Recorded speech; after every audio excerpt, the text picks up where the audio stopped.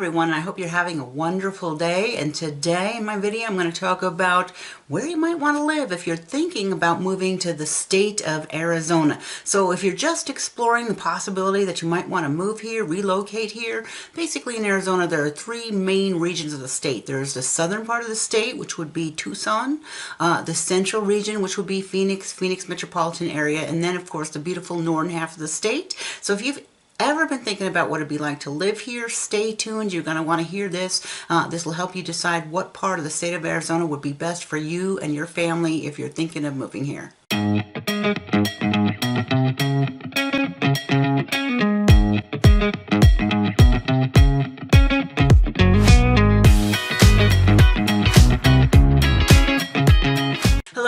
And welcome to the Living in Northern Arizona YouTube channel. Now, if you're new to the channel, this channel gives you information on anything you'd need to know about what it's like to live, work, eat, sleep, and play here in the northern half of the state.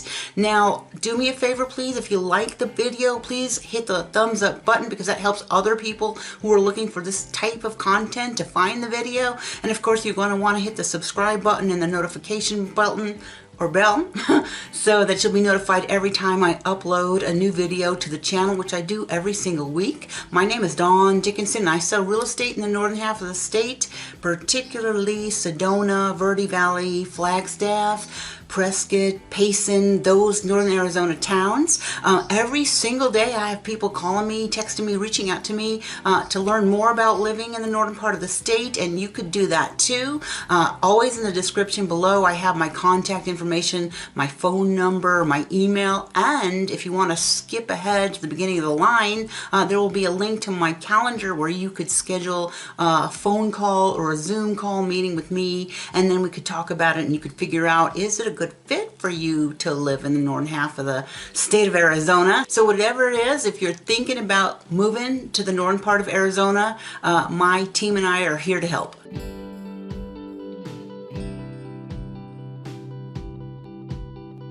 Okay, I'm going to start about telling you about Tucson, Arizona. Now, Tucson is the very southern part of the state. I personally have never lived in Tucson, but my daughter lives there right now. She's a student at the University of Arizona. So as the nosy, busybody mom that I am, I love to go down and visit her any chance that I get.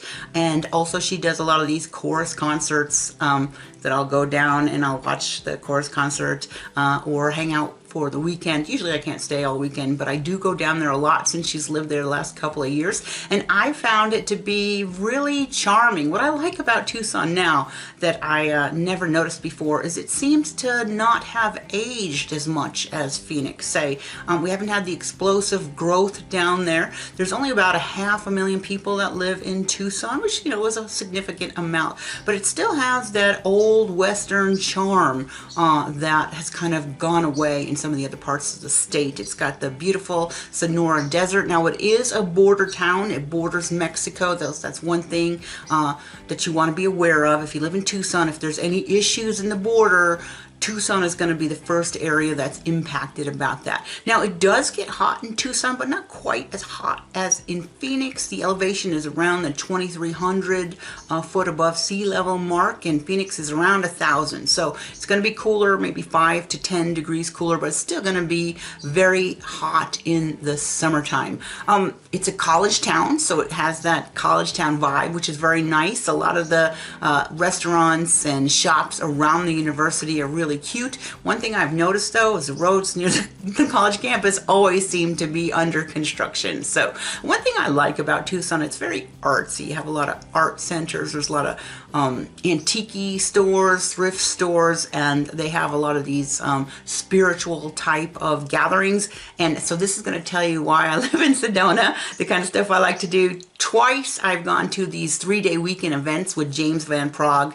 Now, if you don't know who James Van Praagh is, he is a very famous psychic medium, and he's had these wonderful workshops. There have been another workshop like that I also went to for 3 days. One of those times when my daughter was 15, I took her to the James Van Praagh workshop, and we stayed at this charming bed and breakfast. We had a wonderful time, and I think maybe that's what got my daughter hooked on going to school down there. So you have a lot of spiritual stuff going on, a lot of artsy stuff, and then of course there's plenty of hiking and mountain biking, that kind of stuff. My daughter belongs to the hiking club, and I see pictures of the places they go hiking on. It's really nice. Tucson has a lower cost of living than Phoenix and the other parts of the state. And I noticed gas in Tucson is the cheapest in the entire state, and probably way cheaper than many of the towns across the country. Cheap gas, housing cheaper than Phoenix even. I mean, Phoenix probably 30% cheaper than where I live in Sedona, and then Tucson maybe another 10 to 20% cheaper than Phoenix, or the last time I checked, which would have been about a year ago. So that's interesting. There's a lot to do down there, a lot of nature type stuff. There's Mount Lemmon, excuse me. There's Colossal Cave or Colossal Caverns. Now let me go back. Colossal Caves, it's a nice caving network somewhere towards Tucson. I went there on a field trip when I was in junior high school. They may have changed the name, but it used to be Colossal Cave, Colossal Cavern. It's going to be the same place. So this big cave area you can explore, that's super fun. There's the Sonora Desert Museum. There's the Great Missionary San Elvira del Bac, I might have said that wrong. Tombstone, Arizona, remember the OK Corral gunfight? Every year they have the Tucson Gem and Mineral Show, which is fantastic. Gem collectors, jewelers from all over the country and all over the world go to that every year. I think it's in February. Again, all sorts of trails, all sorts of spiritual stuff. Very fun. Now, the one thing I've noticed, I don't want to say crime overall is any higher than Phoenix, probably about the same, but what I've noticed is the theft. That type of crime is high. So like 2 weeks after my daughter moves to Tucson, I let her have my beautiful Cannondale mountain bike that my parents gave me when I was younger, and I had kept in pristine condition so she could ride around campus, because you need a bike, right? And not even 2 weeks later, it gets stolen. My daughter's had other stuff stolen. She actually had her iPhone and wallet stolen, although that was in Mesa. But Anyway, you do have some crime down there, but it seems to be more property crime and theft than it is a violent crime. So that's what there is to know about Tucson, which is in the southern part, the southern third of the state. Okay, before I move on, I want to remind you that my channel has all sorts of videos about living in northern Arizona, and I have some playlists too. Playlists about Sedona, Verde Valley, other playlists about the entire state, and then also like the cabin town. So if you are looking for this type of information, go back, and I'm sure I'll have a video that will help answer your questions for you. All right, next I'm going to talk about Phoenix, which is the central area of the state. Maricopa County, it's called affectionately the Valley of the Sun. That would be because there are probably 300 days of sunshine every single year. The reason I'm qualified to talk about Phoenix is I lived there with my family for probably close to 50 years. My family moved to Chandler, was the first place we landed from New York in the early 1970s. I lived in Chandler. I lived in Gilbert. I actually graduated from Gilbert High School back when there was one high school in Gilbert, and it was a AA school, had maybe 1,000 students total. So that's how long ago I lived in Gilbert, but I've lived in Chandler, Gilbert, 20 years in Ahwatukee, and then brief stunts in Tempe and Mesa. So I'm very familiar with the east side of the valley, as we call it, and that's why I can give you some good information. Now, I don't sell real estate there that much anymore. If you're interested in finding an agent down there, there partners that I have that I can refer you to. So one thing is, back in the day when I was younger, the towns used to have a lot of separation between them. You would have, say, Chandler, and then there'd be Gilbert, and then there'd be Mesa and Tempe, and you would drive from one town to the other, and there would be miles of alfalfa fields, cotton, corn, and even dairy farms. So there was a lot of agriculture in between the towns, and that has changed drastically. Now it's one giant sea of homes and businesses all the way from, say, Buckeye in the west to Queen Creek and Apache Junction on the east. One solid sea of homes and businesses. Now there are probably around 5 million people that live in the Phoenix area alone. So that has changed. It's grown. It's very large. To me, it seems like it's Los Angeles, you know, a smaller version of Los Angeles, but of course you don't have the great weather or the access to the beautiful ocean like you would in Los Angeles. But just I keep that in mind. That's how it's kind of become to me. There are different things that are happening now that we didn't have in the past. One is I see homeless camps in Phoenix. First time I noticed this was maybe 4 or 5 years ago. I went downtown. I'm like, when did this happen? There are lots of tents, so way more homeless people than there used to be. I'm almost thinking, are we trying to become Portland? I'm surprised. I can't tell you more than that because I don't, live there. I don't know what's going on, why. I know why it's happened, right? Prices are high, home prices are super unaffordable, so that's why we have more homeless. But it's a growing issue in Phoenix. The other thing is it's hot.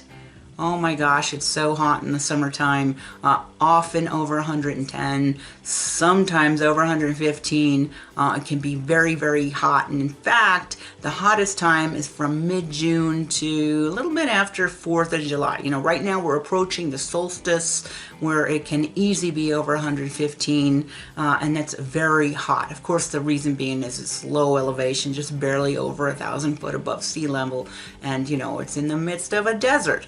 The other issue I have is it's now rush hour all day long. There used to be, between 6 and 9 was rush hour, and again between maybe 4 and 6:30. But now the whole day there are like 6, 7 lanes on the highway, full all the time, and that's kind of a bummer when you go to travel. You just have a lot of traffic all the time. Of course, it's hot.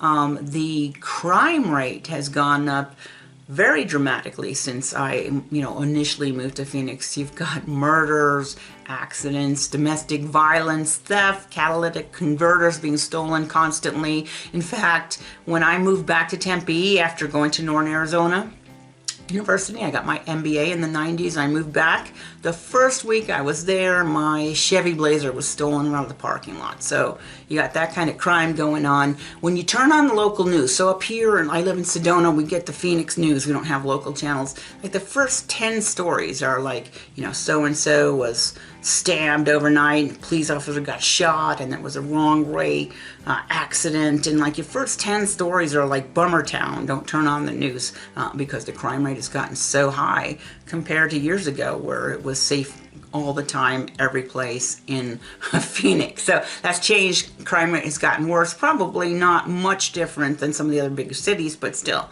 it's something to be concerned about.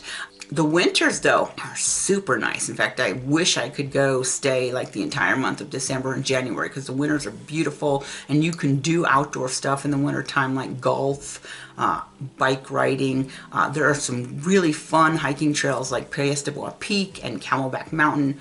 Believe it or not, I used to hike those trails when I was younger. It's a very, it's like a mile elevation change in a very short trail distance. So they're good hikes, fun hikes, but challenging. You don't want to do that. Don't do it in the summer. Let me just start saying, do not hike Camelback and Prescott Peak anytime after Memorial Day and before Labor Day. It's too hot. People actually have died there. So again, good trails, but too hot in the summertime.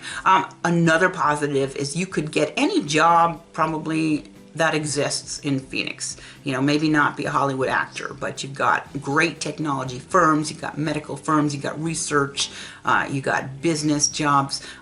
Back in the 80s when I graduated from ASU, there weren't those types of jobs. A lot of the graduates would have to leave the state. I ended up staying, but the jobs now, the job opportunities are amazing, and still there are many unfilled jobs, but any type of job you want, you could probably get that in Phoenix. Again, there's a lot of stuff to do there. There's all sorts of art stuff. You've got ballet. There's a ballet company. You've got music, Phoenix Symphony. you've got activities, you've got festivals, you know, you got like the Greek festival, you got the arts fair, you got all sorts of stuff that they'll do, theater, concerts, all sorts of concerts. There are many concert venues. When I was young, there was only the Veterans Memorial Coliseum, but now there's several places, really good concert venues. And then, of course, the other stuff like golf, shopping, hiking, biking, clubs, any kind of club you can think of, you could probably find that there. You can go boating. Actually, the lakes down there get very crowded, but you can go boating. Motorcycles or motorcycle clubs. So all sorts of things that you could do in Phoenix. Now, the cost of living has gotten pretty high. Probably not higher, a lot higher than the national average, but it's pretty expensive to buy a home down there. Prices have gone up drastically in the last 2-3 years, but that's it. That's what it would be like to live in Phoenix. And of course, that's where the bulk of the population of the state ends up, in Phoenix and the Phoenix surrounding areas like Glendale, Tempe, Chandler, Gilbert, Mesa, and of course Scottsdale. So that would be Phoenix in a nutshell. All right, northern Arizona is the northern region of the state. That's where I live right now. Probably anywhere, you take Black Canyon City and start going north, anywhere north of that mountain range that's right after Black Canyon City. The reason I'm qualified to talk about northern Arizona is I did live here in the 1990s when I went to Northern Arizona University, and my family had a cabin outside of Flagstaff since the early 90s, and we've been coming up here for years. But in 2018, I decided I'm going to just move up towards Flagstaff. I'm going to work in Flagstaff, and so I lived near Flagstaff in that cabin, and now I live in Sedona. So I lived in Sedona since 2019. I've lived in Sedona for the last 3 years. So that's why I know a little bit about northern Arizona that I can share with you. It's not as hot here. That's actually the best thing, is the weather is good, except if you live on the border part of the state, you know, Colorado River, which would be Lake Havasu City, Bullhead City, Kingman, a little bit harder than that. And of course, if you live in Page also, which is on the Utah border, it's going to be hot there too. But for the most part, the weather in the northern half is beautiful. Of course, it's going to vary based on the town, right? Flagstaff, a mountain town, about 7,000 foot elevation. Here in Sedona, 4,000 to 4,500, a little bit lower in, say, Verde Valley, it might be 3,500. Prescott, 5,000 elevation. Payson, 5,000 elevation. Based on that type of elevation, your weather is going to be different. Not as crowded, not nearly as crowded as Phoenix.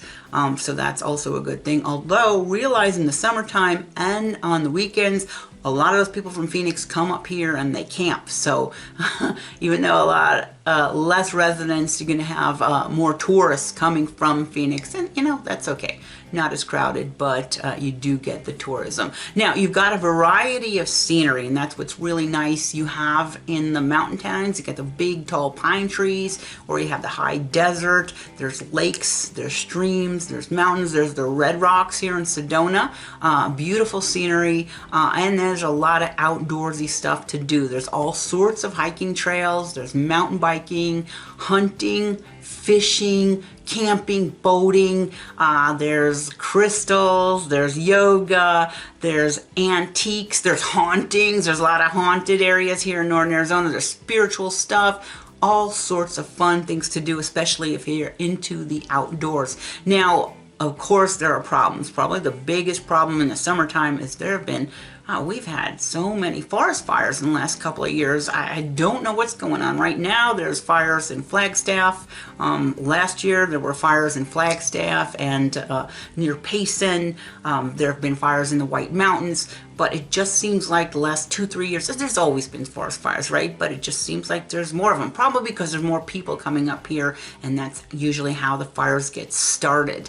There's a less variety of jobs, though. So if you're telecommuting, that's good, but there's not a lot of big tech companies up here, say, not the variety of jobs that you'll get in Phoenix. Although if you can telecommute, that's good, but again, there's no big, like Intel is in Phoenix, and all those big companies don't have a presence here. Although there are some, but just not the huge variety of jobs that you're going to get if you go into the central part of the state. Now, there is overselling of tourism. So if you're in a tourist town like Sedona, or Flagstaff, Munns Park. There are a lot of tourists. There are too many tourists. Now, I don't want you to think I don't like tourists, because I do.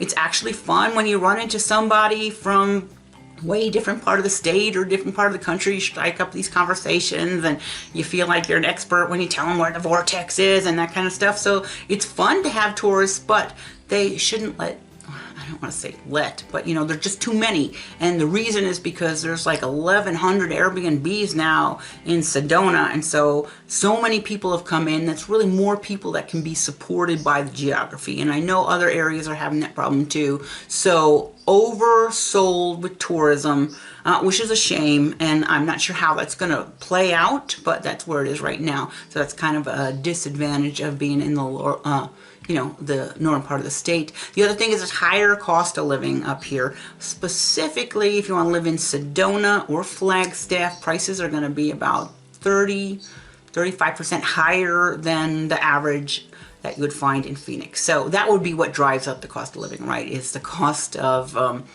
housing, and then other things too, but mostly the cost of housing is going to put your cost of living index. I know here in Sedona, cost of living index is 142, which is similar to Scottsdale, whereas in Phoenix it's in the low 100s. So higher cost of living. Another thing is there are too many ATVs. So I'm going to stop by saying I love ATVs. I've had them in my family since I was a little kid. We've been, exploring the woods. When they first started out, it was those three-wheel motorcycles, and then you got the quads, and now a lot of these Polaris. I have a Ranger side by side, and it's fun. But what the problem is in a lot of these towns like Sedona, they have all these rental companies have opened up, so there's 4 or 5 of these come rent an ATV for the weekend, and there'll be, dozens of ATVs being rented, and they'll just give you the keys. Here you go, and then now you're out in the forest or the desert, and people don't know where they're supposed to go or what they're supposed to do. They actually end up going off the trail. There's signs that say, closed to motorized vehicles, but people don't see that, and they'll go into the desert, and then they'll do these little wheelies and kick up dust. So that's been a problem. Too many ATVs. I love the ATVs, but there's too many of them. And then for people like me who own them, who've always owned them, now all the trails are closed and there's not as many places to go. And when there are places to go, you're like riding somebody else's dust, and it makes it not as fun. So that's another disadvantage of living in the northern part of the state. But there are so many other things that make up for it. You're close to the Grand Canyon. The Grand Canyon is so fun. Lake Powell, Lake Mead, Lake Mary, camping, and of course we're a dark skies community, which means people aren't supposed to have their lights blaring, and you're able to go out and see the beautiful sky. So northern Arizona, of course, is my favorite place to live. That's why I've relocated here now. But and if that's the place for you, you're thinking about it, certainly you want to give me a call. All right, so my name is Dawn Dickinson, the channel Living in Northern Arizona. I sell real estate here in the northern part of the state. So if you want to set up a phone call, a Zoom call, check in the description below. Check my calendar. Maybe we could schedule something, and then you'll find out, is it a place for me? Is it where I would want to live? Would you want to work with me? You won't know until we talk, so go ahead and set that up. Hope you enjoyed the video. Please give me a thumbs up. Again, the channel Living in Northern Arizona. I hope to see you back here next week when I post my next video.